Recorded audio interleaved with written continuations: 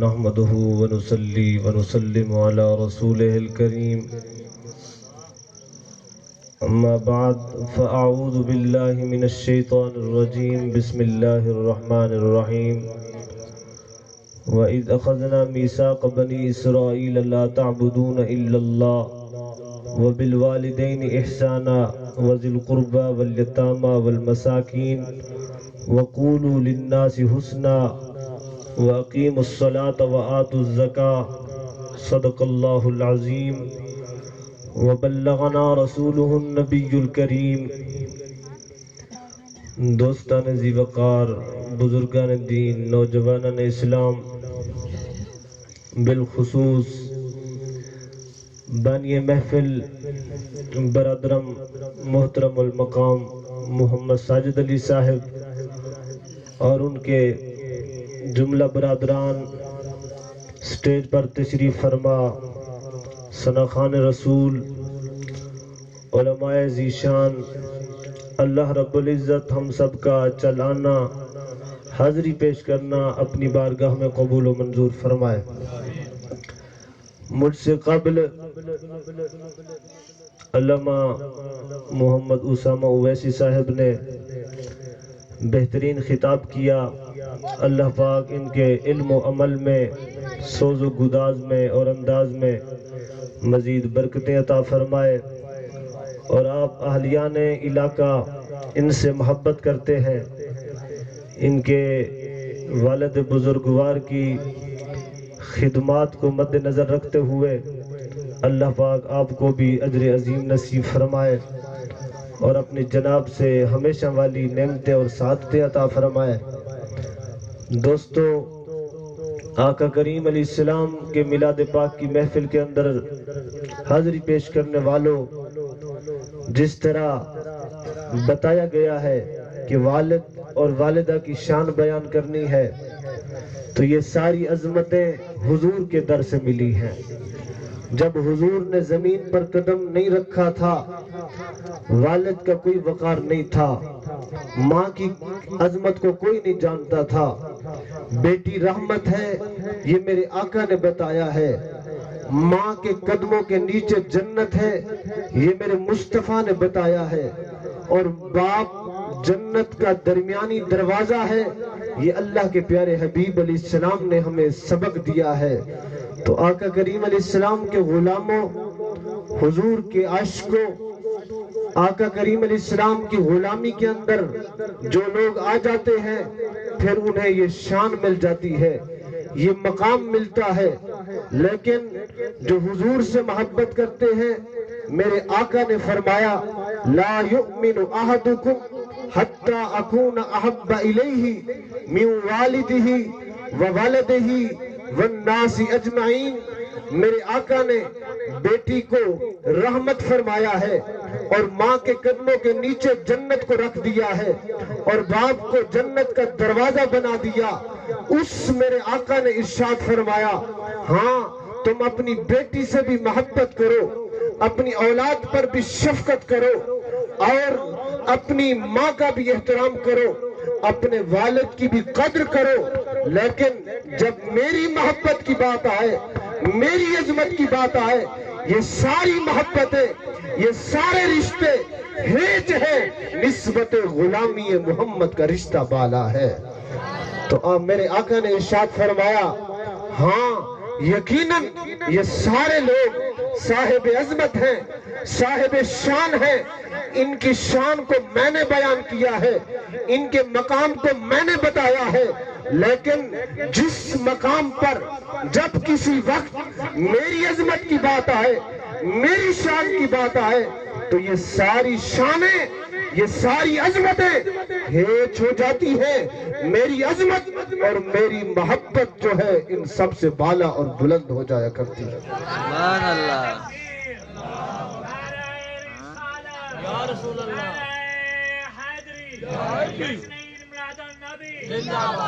ٹھڈے تھے بیٹھو، اونچی آواز نہ، سبحان اللہ کو سبحان اللہ۔ ذرا ہاتھ باہر کڈو۔ سردی ہے۔ توڑے سامنے میں لوکار نہیں پائی، حالانکہ بیٹھا بھی اونچا، سردی میں نو لگنی چاہیے دی ہے۔ زور میں لایا ہے میں تانوں چیک کیتا ہے کہ میں سارا زور لاواں لاندے نے یا نہیں لاندے، لیکن تہاڈی سوئی زیرو تے اڑی ہوئی ہے. اچھی آواز نال سبحان اللہ کو سینے تے زور لا کے. ماشاءاللہ. اللہ تعالیٰ آپ سب کو آپ کی محبت کو آباد فرمائے اور آپ کو اسی ذوق کے ساتھ سلامت رکھے. آمین. تو دوستو، آقا کریم علیہ السلام، میں ذرا عجیب انداز میں عظمت والد کو بیان کرنا چاہتا ہوں. وقت بھی مختصر ہے، چند منٹ کی حاضری پیش کرنی ہے. آقا کریم علیہ السلام کی بارگاہ میں ایک حدیث پہلے اس سے پہلے یاد آ گئی ہے، وہ پیش کر دیتا ہوں. پھر جو میں بات کرنا چاہتا تھا، جس عجیب زاویے کے ساتھ اور ایک نئے انداز کے ساتھ، بالکل ایک نئے ضمن کے ساتھ میں عظمت والد کا آپ کے سامنے بیان کر دینے والا ہوں. آقا کریم علیہ السلام کی بارگاہ میں ایک جوان آ جاتا ہے اور اپنے والد کی شکایت پیش کرتا ہے کہ میرا والد میرے مال کو میری اجازت کے بغیر صرف کرتا ہے، مجھ سے پوچھتا نہیں ہے اور میرے پیسے کو خرچ کر دیتا ہے. آقا کریم علیہ السلام نے اس کے والد کو بلایا اور جب اسے بتایا گیا کہ آج یہ تیری جو پیشی ہونے والی ہے، اللہ کے رسول کی عدالت کے اندر جو تو پیش ہونے والا ہے، اس کی وجہ تیرا بیٹا ہے، تیرے بیٹے نے تیری شکایت لگائی ہے، اس لیے اللہ کے رسول نے تجھے اپنی بارگاہ میں بلایا ہے. وہ آ رہا تھا حضور کی بارگاہ میں، جب پہنچا ادھر وہ حضور کی بارگاہ میں حاضر ہوتا ہے. حضرت سیدنا جبریل امین اللہ کا پیغام لے کر حضور کی بارگاہ میں حاضر خدمت ہو جاتے ہیں. عرض کرتے ہیں، اے اللہ کے محبوب علیہ السلام، رب سلام دے رہا ہے اور پیغام دے رہا ہے. ارشاد فرماتا ہے، اس بوڑھے آدمی سے آپ فرمائیں راستے کے اندر اپنے بیٹے کے بارے میں جو شعر بنا رہا تھا وہ شعر آپ کو سنائے. آقا کریم علیہ السلام نے اس جوان کے بوڑھے والد کو ارشاد فرمایا کہ دوران سفر جب تو گھر سے نکلا مسجد نبوی تک آیا، اسی دوران تو نے شعر بنائے ہیں، وہ شعر ہمیں سنا. اس نے کہا، اے اللہ کے محبوب علیہ السلام، اے نبی غیب دان، میں آپ کے ساتھ بڑی محبت کرتا تھا، میں آپ کی عظمت کے چرچے بیان کرتا تھا، لیکن یہ شعر ابھی تک تو میں نے کسی کو سنائے ہی نہیں ہیں. یہ شعر تو میں نے بنائے ضرور ہیں لیکن کسی کو میں نے ابھی تک سنائے نہیں ہیں. اس بات کی خبر یا مجھے ہے یا میرے رب کو ہے.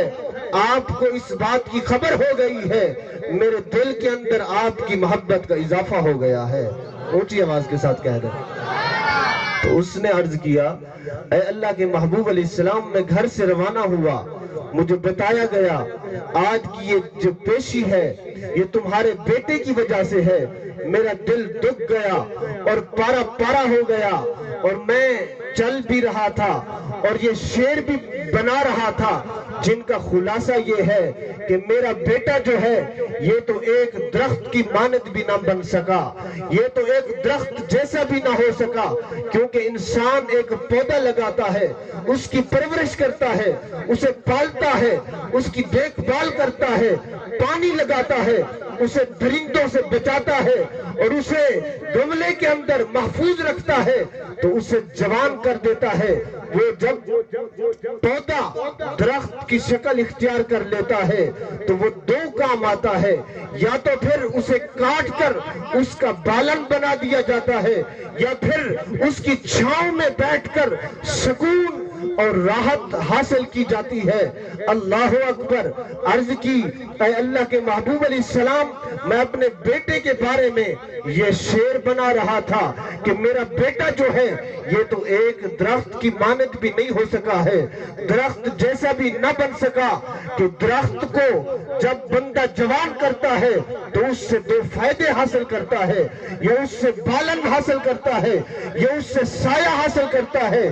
یہ میرا بیٹا ہے، میں نے اسے پالا ہے اور اسے میں نے جوان کر دیا، لیکن آج جب یہ جوان ہو گیا اور طاقت والا ہو گیا، بزنس مین ہو گیا، یہ گھر والا ہو گیا، اس کی میں نے شادی کر دی ہے، اس کے بچے ہیں۔ اللہ اکبر۔ اے اللہ کے محبوب علیہ السلام، یہ تو درخت جیسا بھی نہ بن سکا، اس نے میری قدر نہیں کی ہے، اس نے میری عظمت کو نہیں پہچانا ہے۔ تو دوستو، آقا کریم علیہ السلام نے اس مقام پر ارشاد فرمایا تھا، اے جوان، انت و مالک لابیک، خبردار، آج کے بعد اپنے بابا کی شکایت ہماری بارگاہ میں پیش مت کرنا۔ تو اور تیرا مال تیرے باپ کا ہے، تیرا باپ جب چاہے جتنا چاہے تیرے مال سے خرچ کرتا رہے، رب بھی اجازت دیتا ہے، رب کا رسول محمد مصطفیٰ بھی اجازت دیتا ہے۔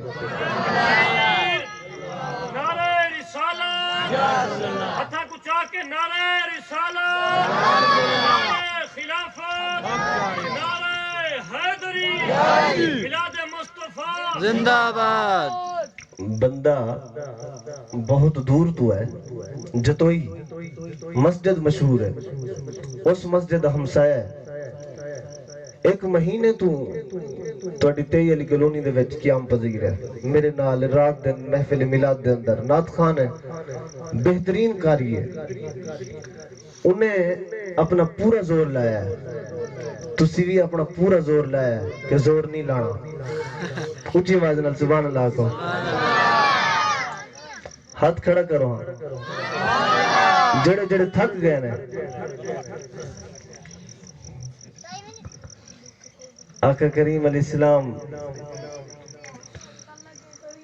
نے جو دوستو شان عطا فرمائی والدین کو، تو اس حوالے سے جو میں پہلے حدیث پاک سنانا چاہتا تھا، حضور نے ارشاد فرمایا کہ ہاں، باپ کی عظمت کو میں نے بتایا ہے، لیکن جب میری عظمت کی بات آ جائے تو پھر باپ کی عظمت کو نہیں دیکھنا ہے۔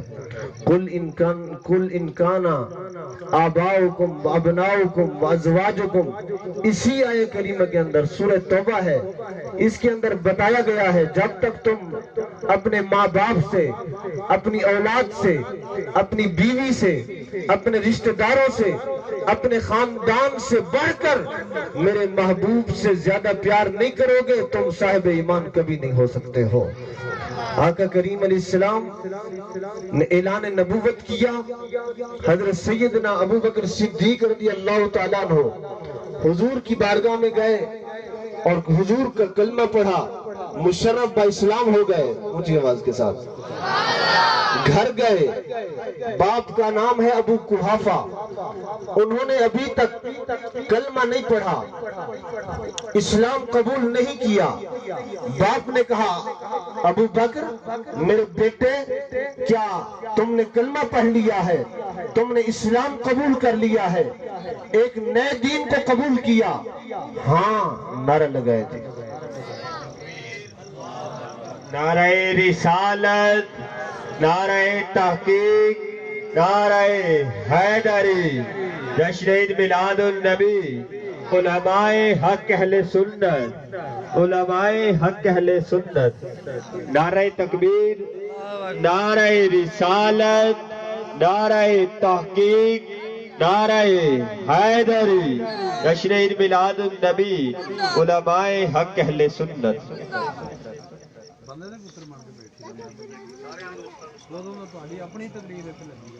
تمامی احباب بیٹھ جائے، تشریف رکھے۔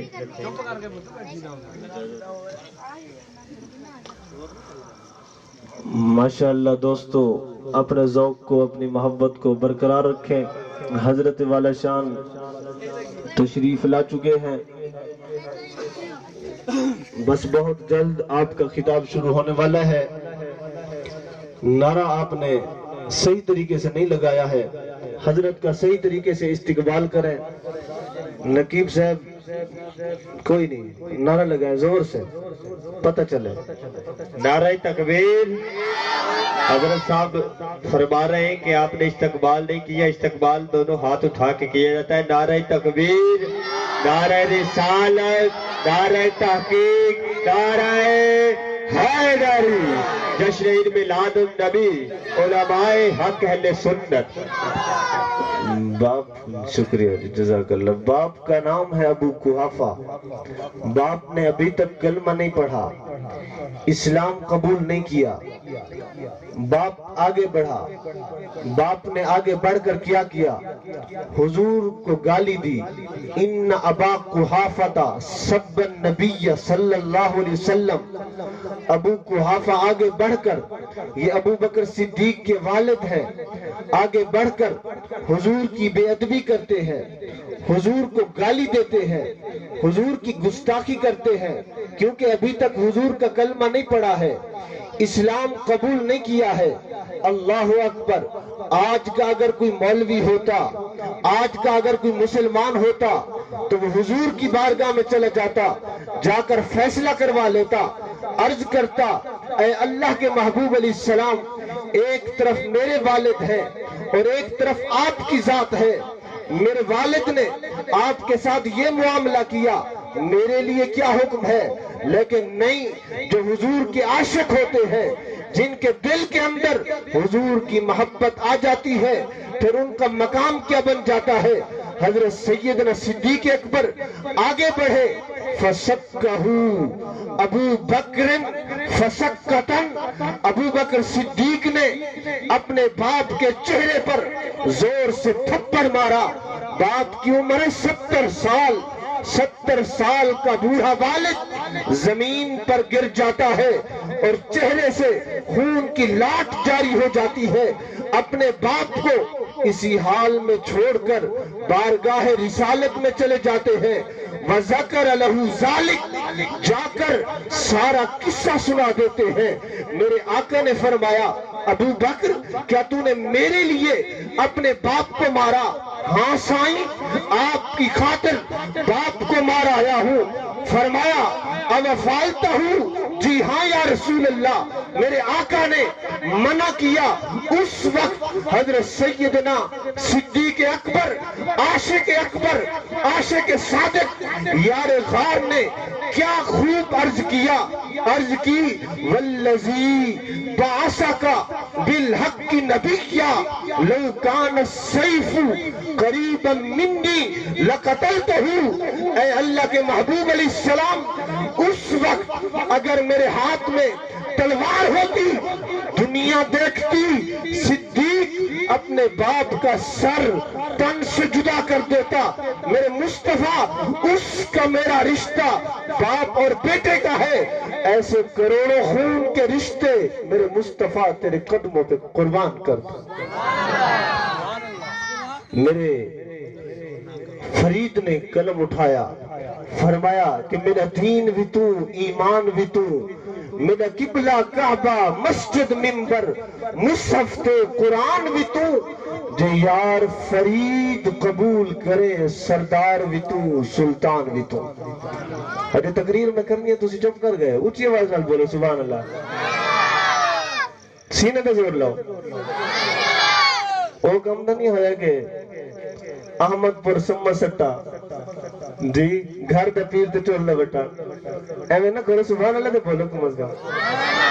چلو یار سبحان اللہ تے مفت ہے, اونچی بولو, کچھ نہیں ہوتا.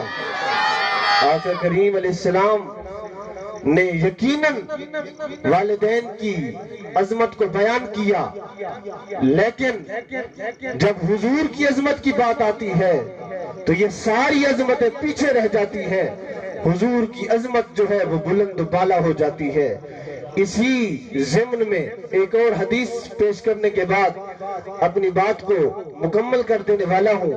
حضرت سعد بن ابی وقاص ہے, حضور کا کلمہ پڑھا ہے, گھر گئے, ماں کافرہ ہے.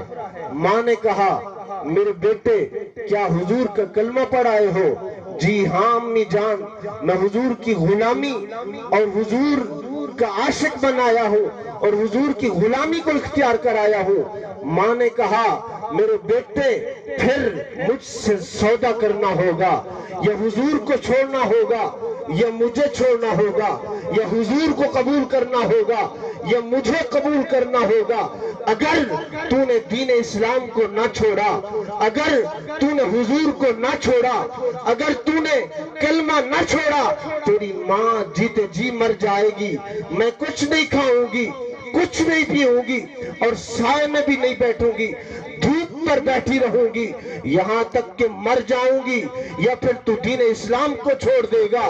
اللہ اکبر۔